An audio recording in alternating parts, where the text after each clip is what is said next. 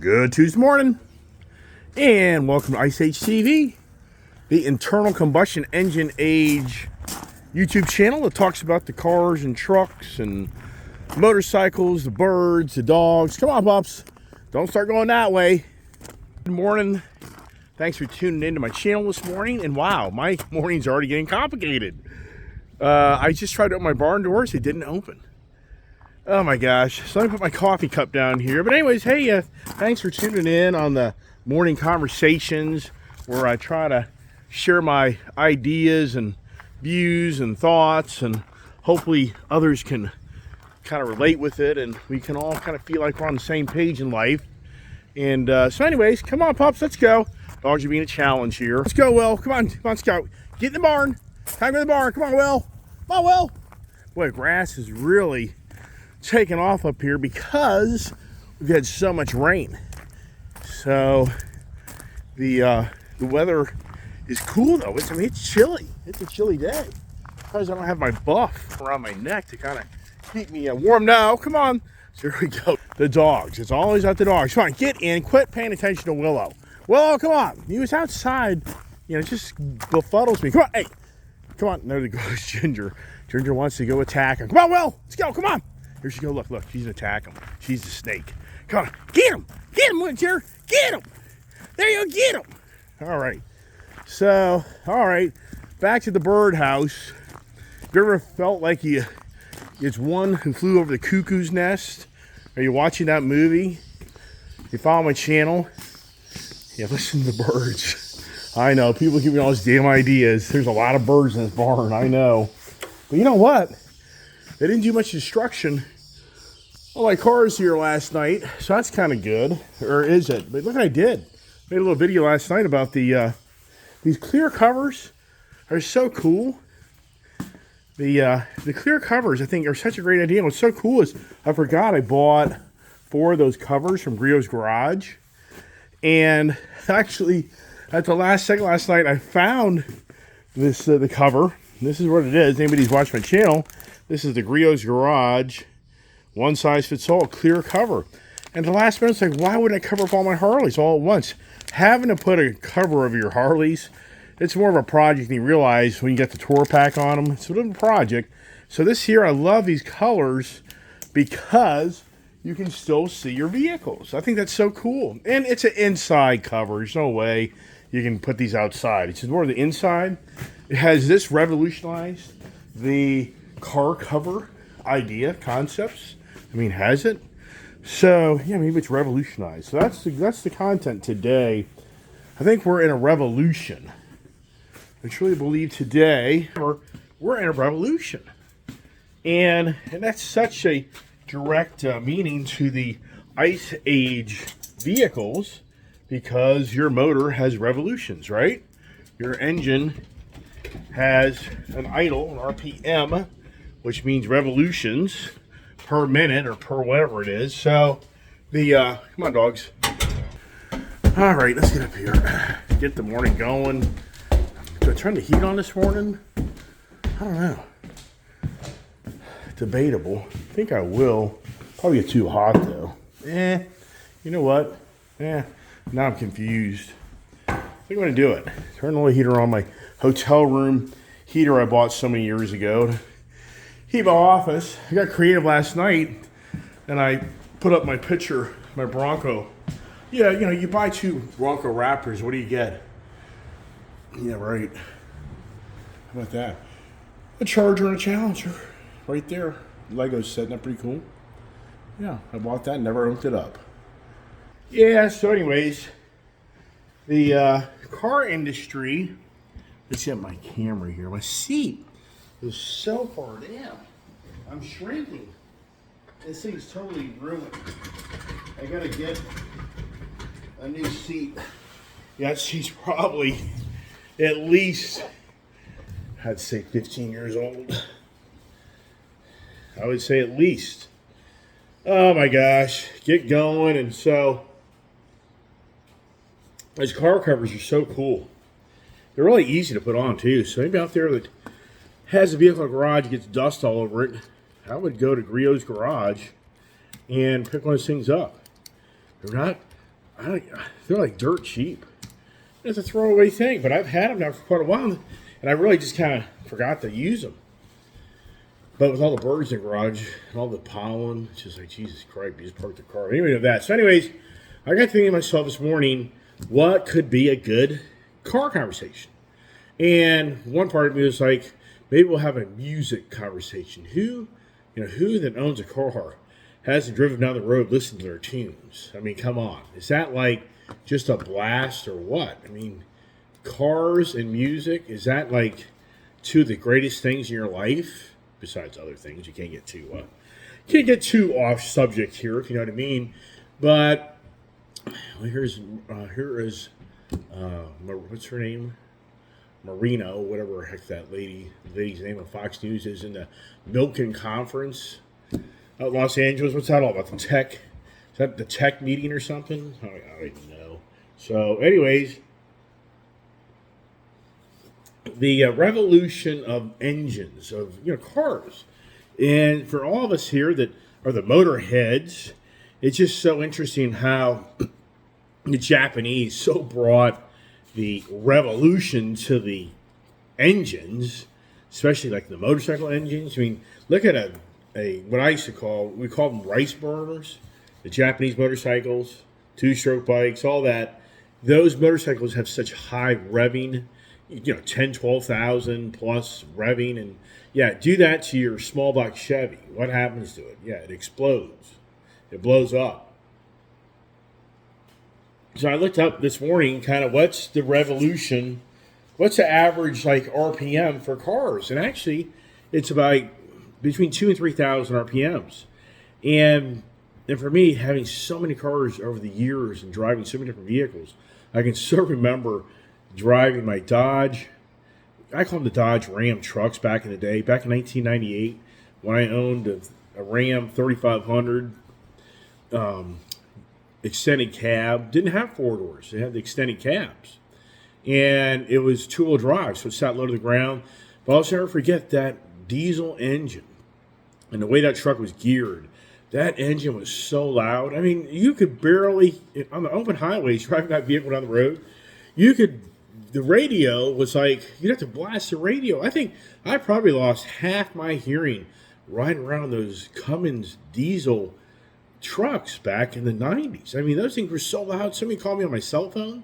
I'd borderline have to pull over the side of the road just to be able to talk to them because those trucks were just so loud. The RPMs of that truck, that diesel engine, was just that diesel engine. That Cummins motor was so loud. It's pretty incredible how today the diesel engines now are just so quiet.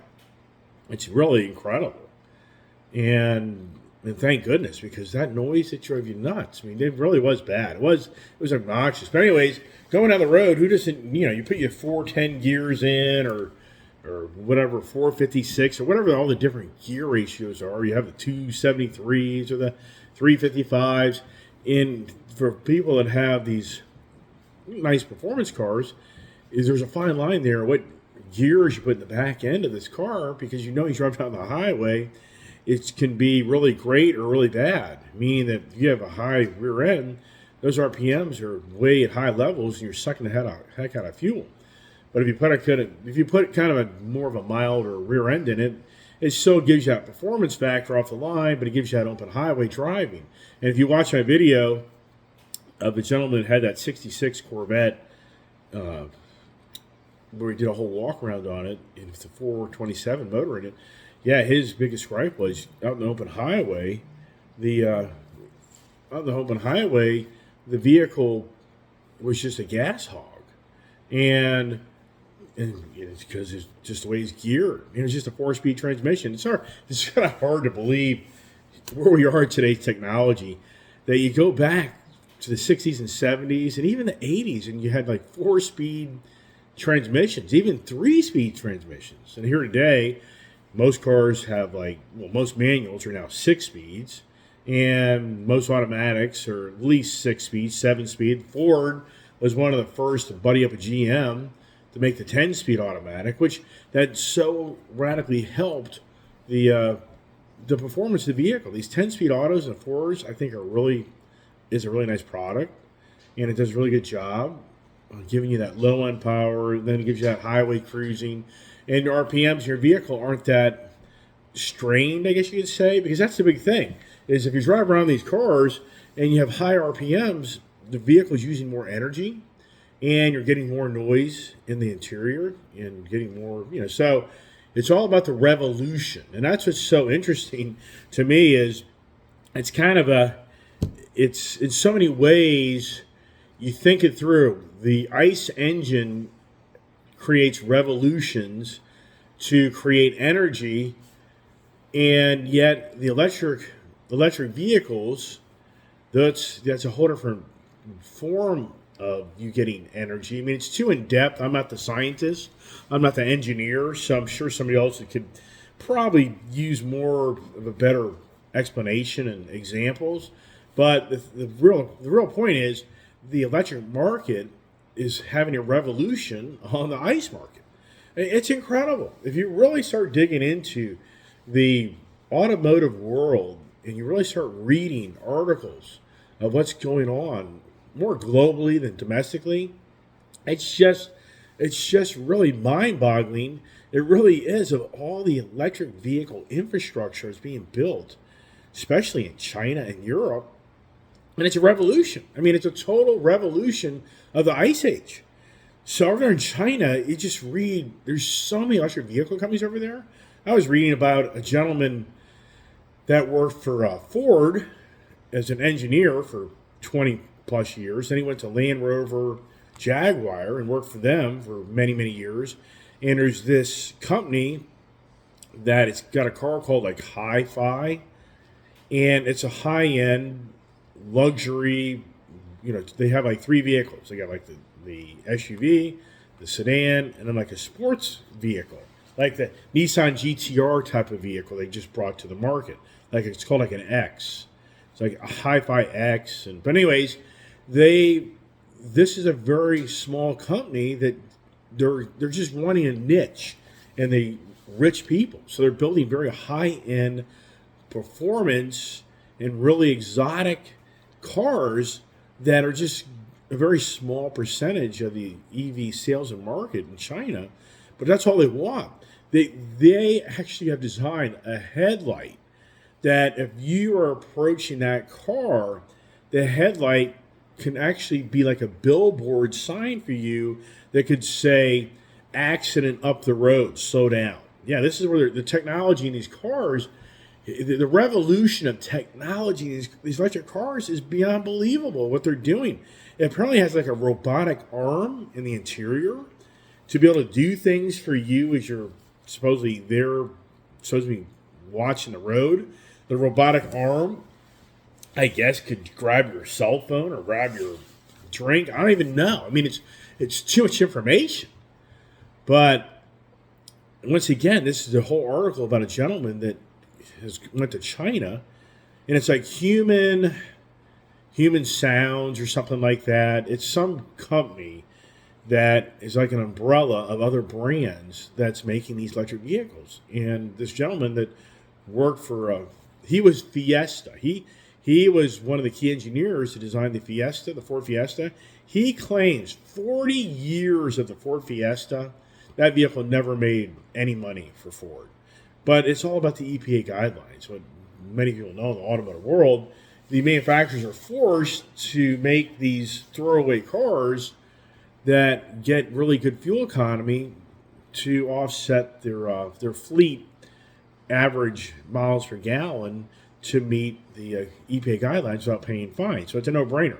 These big auto manufacturers make these little beater cars, throwaway cars, are money losers because it keeps them from having to pay government fines, and it keeps their fuel mileage rate across the board within reason of what they're supposed to be doing, without sacrificing the vehicles themselves that the people really want, the Camaros or the Corvette or whatever it may be. So, speaking of that, Tim Knuskis, he said the other day in the Jay Leno video that the wheels on that Demon are so expensive that they're technically taking a loss on the wheels. What he said is What they did is, if you want a sunroof and a Demon 170, which he thinks you're an idiot to do that, but people order them that way, it's a $10,000 option. They purposely make it so you don't want it, but at the same time, the people who order it, those monies help pay for the wheels for the other Demon owners. Not interesting.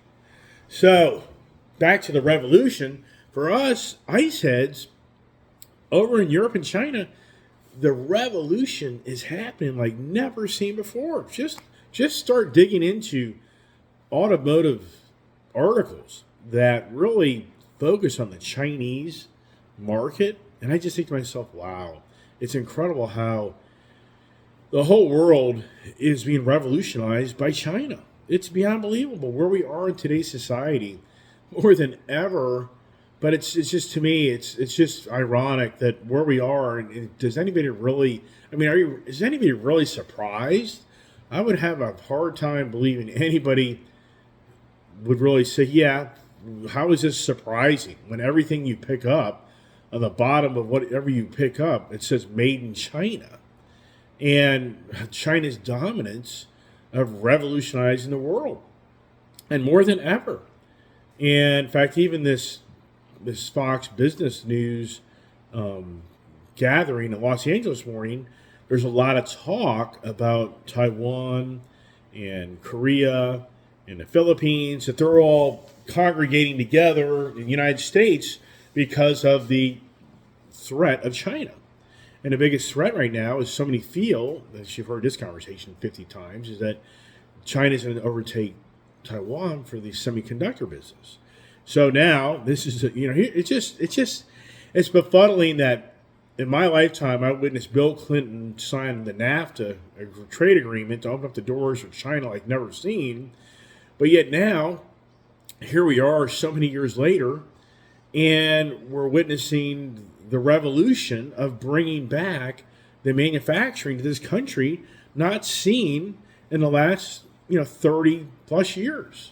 I mean, really, if you really stop and look at what's happening, this sitting, administration passed the Inflation Reduction Act. It's the new Green Deal Act, but we'll just call it the Inflation Reduction Act.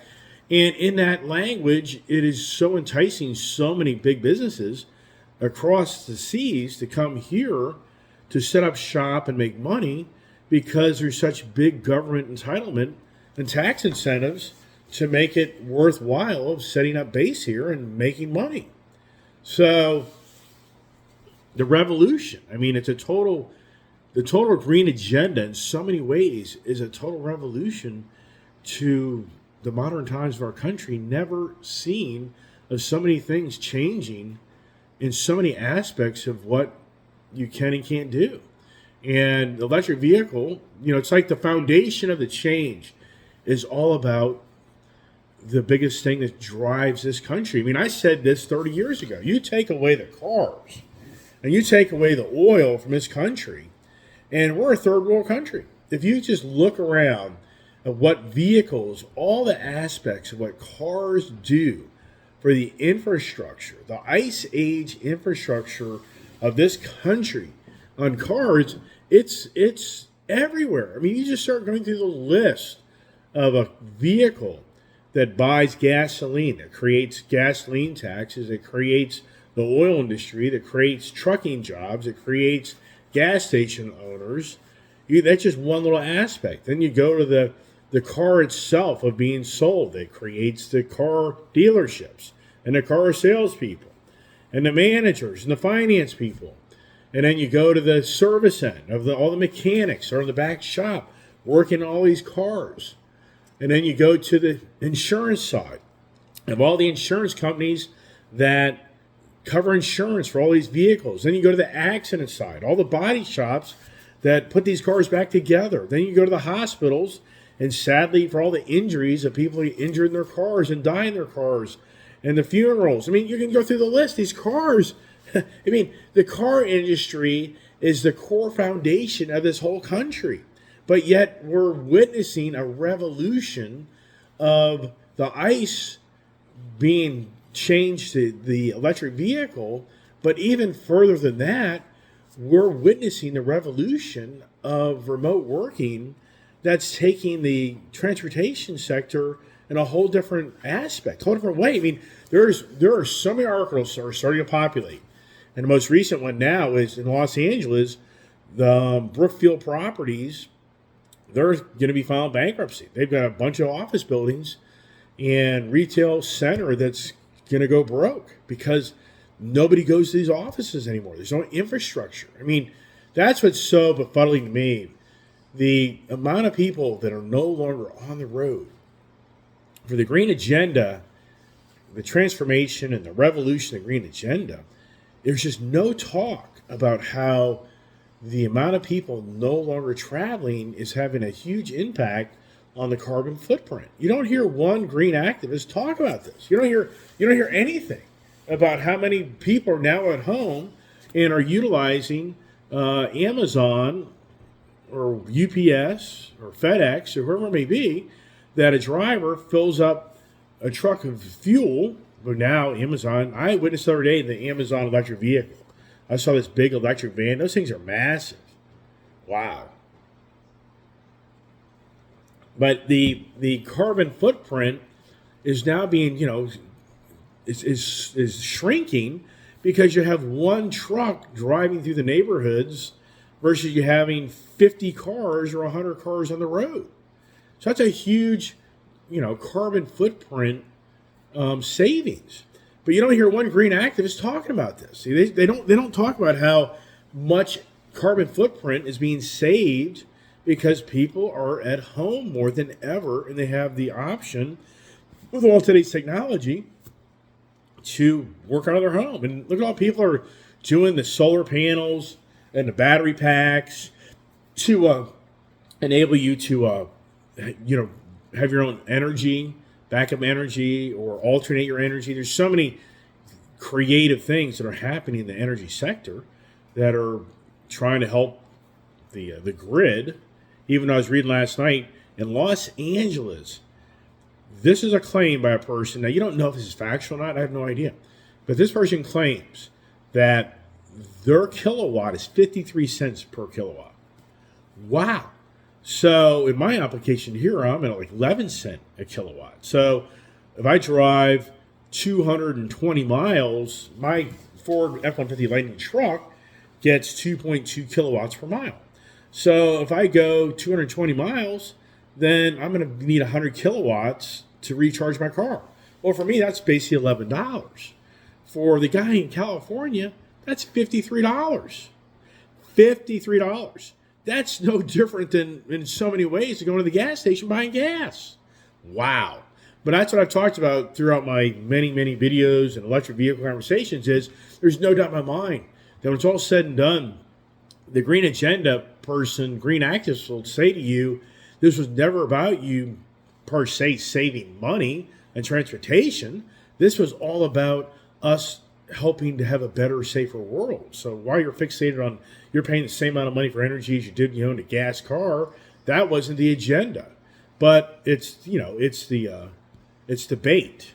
It's the change out of the gas car, electric car, because you don't have to buy gas anymore. Who didn't hear that story just over a year ago? What happened to the media blitz, the media revolution of telling everybody to go buy an electric car because gas is too expensive? Does anybody remember this? This is just a year ago. It's totally gone. That whole conversation is poof, disappeared. The media doesn't talk about that anymore. The barrel of oil is at $75 a barrel. Barrel of oil is going to be $60 barrel of oil. That's my prediction. That's what I said over a year ago. Eventually be back to $60 barrel oil. So the revolution in so many aspects, for us, I just sometimes think to myself, I don't think the average person realizes that we're in a true revolution in modern times of so many aspects of our lives are being changed right in front of our eyes, but I think so many are not even cognizant of it. I think so many are just kind of fixated on something else, and that's the challenge is for us that see the revolution and that us feel like the revolution of this electric vehicle agenda is moving too quickly and too rapidly, Because here's another thing.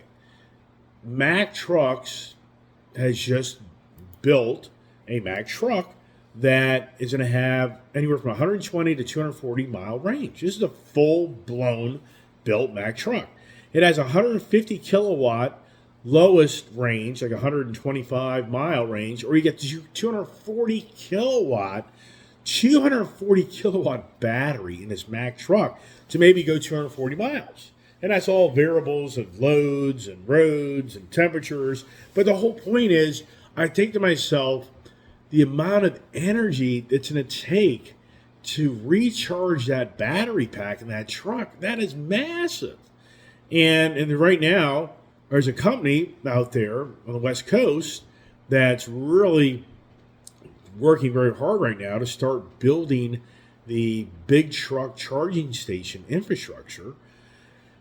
And they really are going to focus on the West Coast and the East Coast first. But it's very, very small at this point because, number one, there's not many big trucks out there, electric batteries, to even be using them for them to make their money. But you know what's really interesting here is more than ever, you read about this charging station revolution.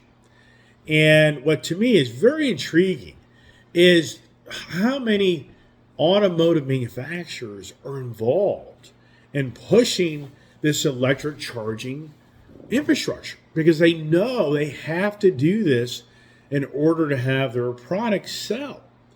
But the biggest thing is these electric charging stations, there's no money in it. And it's such a huge amount of money and outlay. It's a total business plan of one day you'll start to make money. And so to me, it's very intriguing because you're talking about an industry that's trying to revolutionize the way people drive their vehicles, the way people re-energize their vehicles, and the amount of money that the infrastructure needs in so many aspects. You're talking about just not only the charging stations being put in facilities throughout this country, but you're also talking about the grid having to be updated to be able to handle all this charging. It would be very interesting for anybody that's really an engineer or scientist to really sit down and you say to yourself, okay, let's just take an overall average of how many kilowatts, how many miles you'll go in a vehicle for a kilowatt. And I would just be intrigued to see, what is that number? And I would just put the number at 3 or 4. So you take like a 3 or 4 miles per kilowatt, and then you take that the average person does 16,000 miles a year. 15,000 miles a year divided by, let's just say, 3 miles per kilowatt. That's 5,000 kilowatts. That's 5,000 kilowatts if I'm correct. If that sounds right, 5,000, right? I mean, I think I'm just doing this off the tip of my tongue. So it'd be interesting to think about, divide that by, let's just say 300 days a year. That's 16.67 kilowatts. Is that right? So, I don't know, that sounds low. But what I'm trying to accomplish here is this.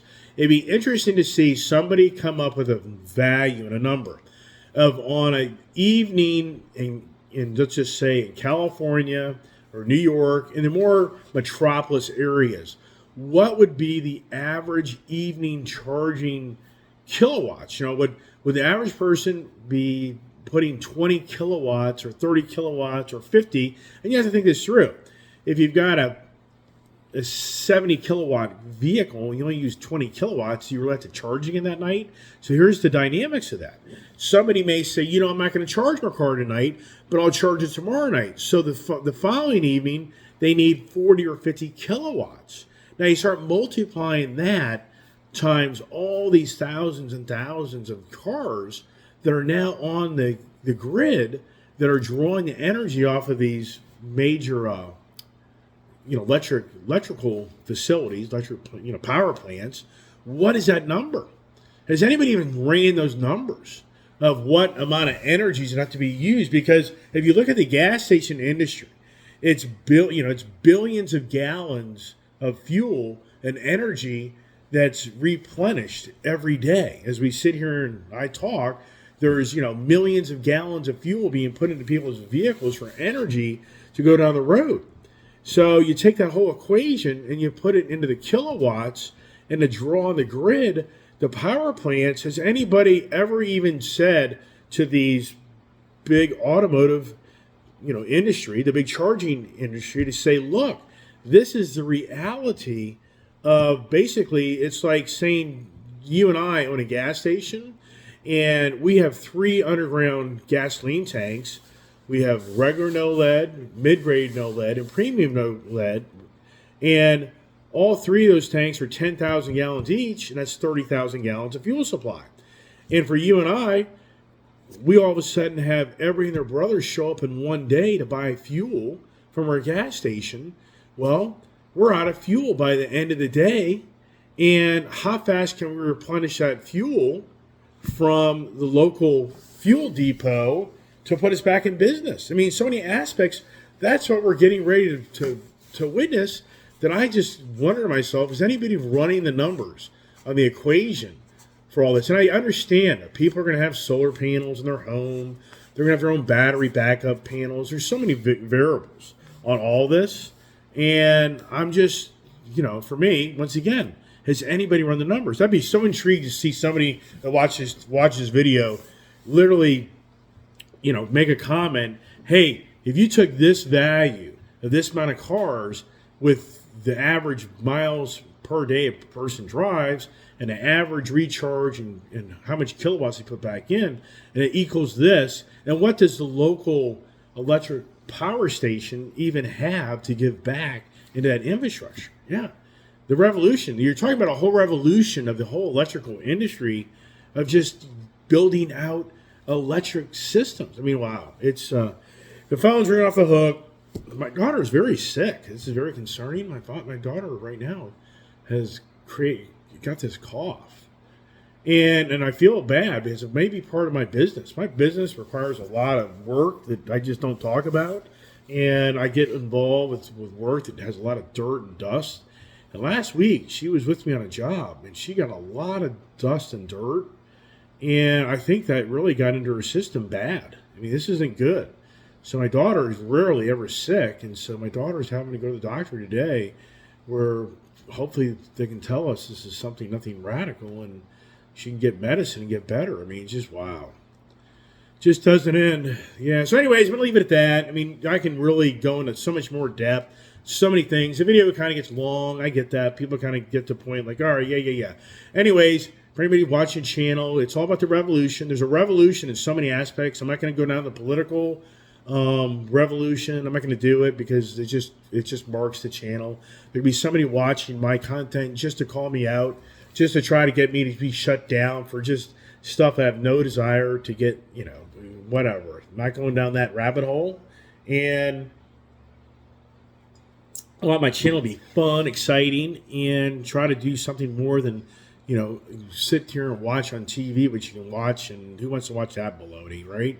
So anyways, hey everybody, thanks so much for watching my channel. What are we up to today? Lots of work, lots of projects, and the phones are off the hook. I gotta make some phone calls, and that's what's going on. So anyways, thank you for all your nice comments and your support, and share the information.